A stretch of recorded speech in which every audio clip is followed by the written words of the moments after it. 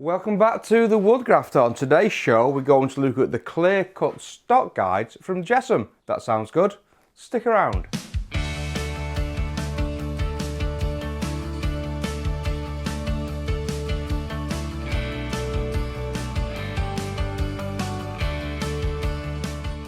So what are clear-cut stock guides, I hear you ask? Well, they're a guide roller feeder system. They feed your stock across the top of your router blade, making sure it's pushed firmly to the surface and firmly into the fence. Bit like a featherboard, but a lot more advanced. So let's start by unboxing it and seeing what we're going to get in the kit. It's a no-frills package. It comes in this rather nice cardboard box. It's got information in English on one side and the same information in French on the other side. Jessem are a tool company. They're based over in Canada and they were established in 1997. And if you're not familiar with the brand, it's worthwhile going to their website, www.jessem.com, and having a look around and see what it is that they actually do. Some really neat products for the woodworker. Now, full disclosure, I'm not sponsored by Jessem. I have no relationship with Jessem. They don't know I'm making this video. I bought these because I wanted them in the workshop as part of my workflow. So on the box, it says superior stock control for superior work. It's got a picture of the devices themselves, and we'll look at those in more detail in a second. The description: unique guide rollers on the stock guides are mounted on a 5-degree angle, effectively steering your stock towards the fence. Your stock is pulled tightly to the fence and the grip force of the urethane rollers holds it securely in position. And then it's got the company address and the website. Opening the box up reveals a very tightly packed piece of kit. It comes with a set of instructions. These are model 04215, the clear-cut stock guides. It's got a bit of a thank you message inside here.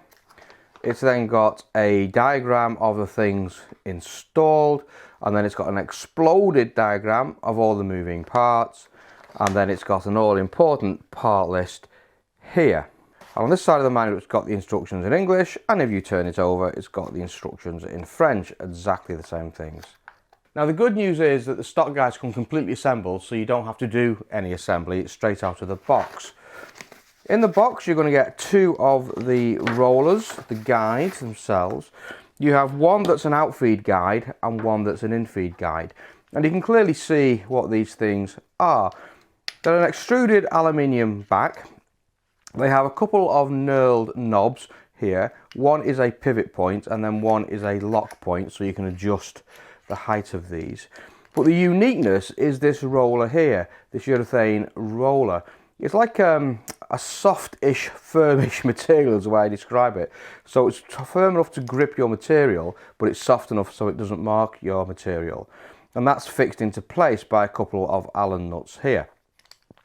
Now, that's angled. I'm not sure you can see, but that wheel angles in, and we'll look at the feature of that in a second. But the idea of the angle on the wheel is as you push your stock underneath, it pushes it in towards your fence, and we'll see why that's useful. And that's pretty much it. It's got a couple of T-nuts on the back, and the T-nuts are sized so they fit into any standard T-track, such as the one you're going to find on a router fence system. I say there's two, and there's a direction of feed written on these, and a direction of feed. One is an outfeed roller, so it's going to go on that side, and one is an infeed roller. Now, the reason that's important is that these wheels only rotate in one direction. If you try and rotate in the other direction, they lock. And that's important because that gets rid of kickback or potential kickback you might have inside your system. So they're bits of a safety feature. Also inside the kit, you get an 1/2-inch Allen key, and we'll look at the purpose of that key shortly. And then finally, there's a limited warranty that you can fill in and send back to the company, or you can register online at jessem.com, and that gives you a warranty of 12 months if you return that there leaflet. Price wise, I bought these in the UK from a company called woodworkersworkshop.co.uk. If you don't know that company, again, go and check out their website. I've no relationship with that company either, but I use them an awful lot to supply the things in the Woodgrafter workshop. Great company, great price, fantastic customer services, great range of products, so it's worthwhile checking them out as well. Bought these in July 2020, and at that point the package price was £93.95. I got it was free shipping, and it's £78.29 excluding VAT if you're registered. company. Perfect. So these are designed to fit onto any standard router fence, such as this one I've got here. However, they are designed to fit onto a flat fence. What do I mean by that? Well, on this fence, and this is typical of fences, this face here of my adjustable fence is slightly proud of the T-track itself. And these T nuts just simply slot obviously into the T-track like so. But on this style of fence, you can see that that's going to be held up at an angle, which is not what you want. My fence came with 4 of these little spacers, and they just simply come onto these shafts at the back and hold that away. So you do need to check on your fence, because these are designed to fit flat. Now if you contrast that on something like the Incra fence, you don't have that problem. And they do fit to the Incra fence, they slide directly into the T-track on the Incra fence, and at that point they're working as designed, so they're flat to the fence there on the Incra system. So if you're using this type of fence that has the offset face, you're going to need some sort of device to offset, and in my case that's these little black washers. If you're using something that's got a flat face like the Incra, you don't need that, and it works as designed. But it's important that this bracket is sitting vertical, it's not on an angle when it's on your fence. So to fit them onto this type of fence, we just simply take off these knurled knobs. That just simply slots out, put the spacer on the back, come back in again. Remember your washer. And they are marked. This one says clear cut stock guide outfeed roller.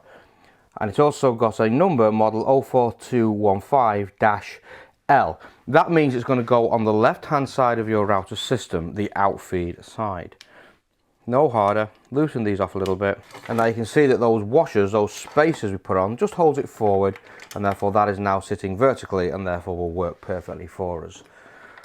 The in-feed one, model 04215 right, goes on the right hand side of your cutting blade. Same idea. Just before I put this on, if you look at these knurled knobs, you can see that one's round and that one's got a hex key inside it. The hex key obviously works on this one, and that's for tightening things into position once you've got it set up. We'll look at that shortly. Put this one into place. Cool. Now these back ones here are pivot points. So even that tightened down, this is still going to move up and down for us. So they're designed to be pivot points. These front ones here are the locks. So I can slide these back along my fence to put them into the position I want. Tighten down the pivot point and then lock the fence into some sort of convenient-ish position. Just for illustration, let's make it about there-ish, I imagine. Lock my fence down. And then my stock can quite happily fit underneath there. Release that. Light bit of pressure to push down the guide. Light bit of pressure to push down the guide, and that's set up. So the way that this works, as I take my stock and I pass it through my system, that wheel there obviously starts to rotate and it grips the stock. Now that's doing two things. That's putting pressure down onto the stock, so it's pushing it even pressure onto the cutter, but it's also putting it into the fence, even pressure into the fence. So I no longer have to push down or push in on this like you normally would. I can just simply guide this across the cut. Obviously engage with the second guide, and that wheel does the same, so it's giving me even pressure across that cut. So what I need to do is to guide it, nothing more than that. Now as we say, those wheels are at a 5-degree angle, and what I'm going to do to show you why that's useful, I'm going to bring this guide right to the back. Just going to make sure I've got the pressure on that guide, and I'm going to bring in the stock at an angle like so. And I'm not going to push the stock in, I'm just going to guide the stock through. It'll engage with the wheel, and if it works, it will pull the stock into the fence. There, you see? So that wheel angles the stock into the fence, and more importantly, it keeps it pushing against that fence as I go through the cut. Now the final thing is, these wheels only rotate in one direction, so if I now try and push the stock back, those wheels will bite and they will grip it, and they don't rotate backwards. Now you can obviously force that, but the wheels don't rotate, you're just sliding the stock. Rotates in that direction, grips in that direction. And that's that feature, it stops it giving any backlash as you are pushing through your cut. So that's the promise of the clear cut stock guides. They promise to give me a consistent pressure pushing down on top of my router piece and a consistent pressure holding that against the fence. So in theory, that will improve the quality and the accuracy of my cuts. So let's put it through its paces. Now this is quite an extreme cutter, probably the largest type of extreme cutter you're going to use in a sort of small router table like this. And it's a raised panel cutter, and it raises the panel on the front using this part of the cutter, and it gives me a relief on the back, and that's so it gives me a set thickness at the back of the panel no matter what the stock thickness is, to fit inside a frame, typically a cope and stick type frame. But it's a big bit, and boy is that going to take some beef. I thought what a better test than to take a scrap piece of MDF and let's see if we can turn this into a raised panel. So I'll get the bit in it and we'll have a look. Now because this is a big bit, I'm going to take it in 3 cuts. So I'm going to bring the fence forward now. I'll take the first pass, then I'll move the fence back, take the second, then the final pass. So I'm just going to, by eye, just bring this fence forward to somewhere about there-ish, I would imagine. Now I can lock that down. Now this board obviously is one I just used for a backing board, so we'll use this nicer side, that'll be face down on the cut. Bring in my stock guide, push that down so it's all nice and firm. Do the same on the outfeed roller.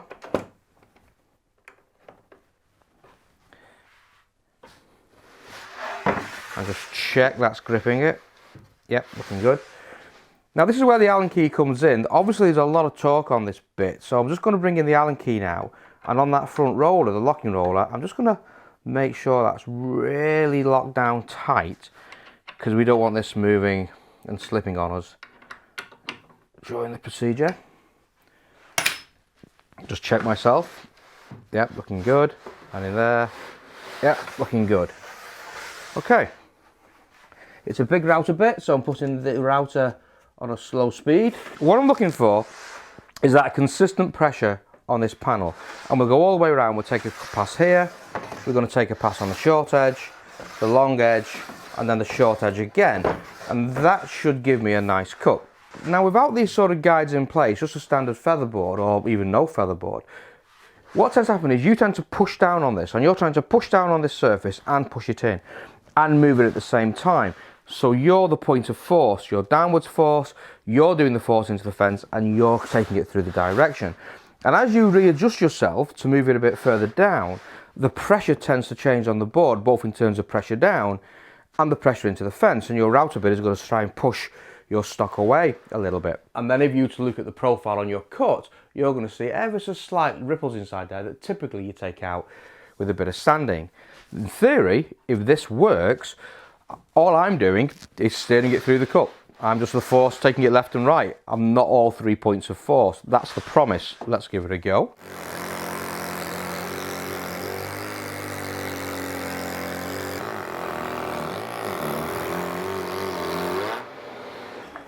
So that's the first pass taken, and that is so smooth. It's unbelievable. And it's a big bit, that. So it really is a lot of torque going on inside there. And it's perfect, absolutely perfect. So now, let's move our fence back a little bit and take the next pass. So you can see now on the second pass, the bit's starting to raise or lower the back of the panel, and on the front, yeah, we've still got that beautiful, pristine finish. So this seems to be working. So now we're going to bring it back in to its final pass.